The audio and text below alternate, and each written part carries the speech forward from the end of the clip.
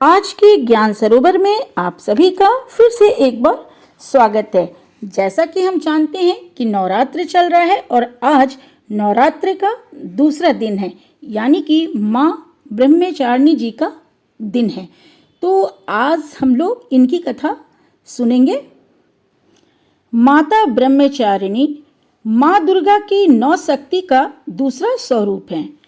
नवरात्रि के दूसरे दिन माँ ब्रह्मचारिणी की पूजा की जाती है।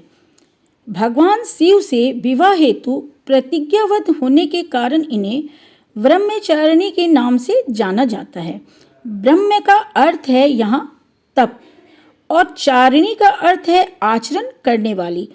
इस प्रकार ब्रह्मचारिणी का अर्थ हुआ तप का आचरण करने वाली।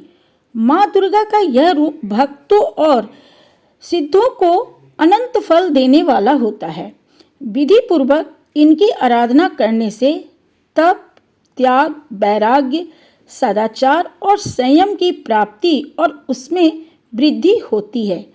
पौराणिक ग्रंथों के अनुसार माँ ब्रह्मचारिणी का जन्म हिमालय राज पर्वत के घर हुआ था। उनकी माता का नाम मैना था। एक बार नारद जी से हिमालय राज ने कन्या के भविष्य के बारे में पूछा।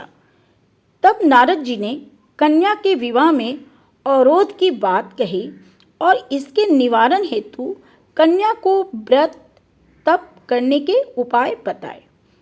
नारद जी के कहे अनुसार कन्या तप में लीन हो गई और कई वर्षों तक समस्त देव और ब्रह्मदेव की आराधना की।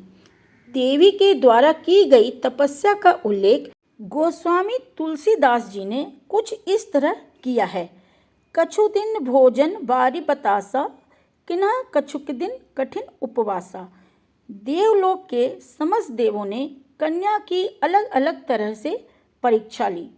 देवी हर परीक्षा में उत्तीर्ण हुई।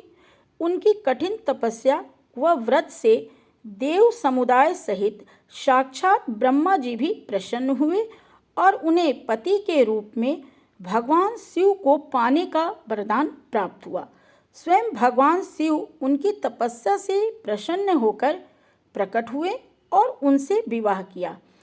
इस तरह उन्हें भगवान शिव की अर्धांगिनी बनने का अवसर मिला।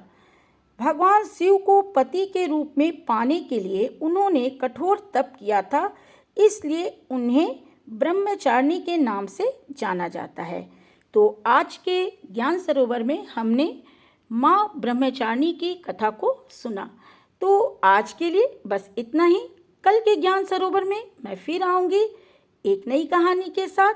तब तक के लिए जय हिंद, जय भारत।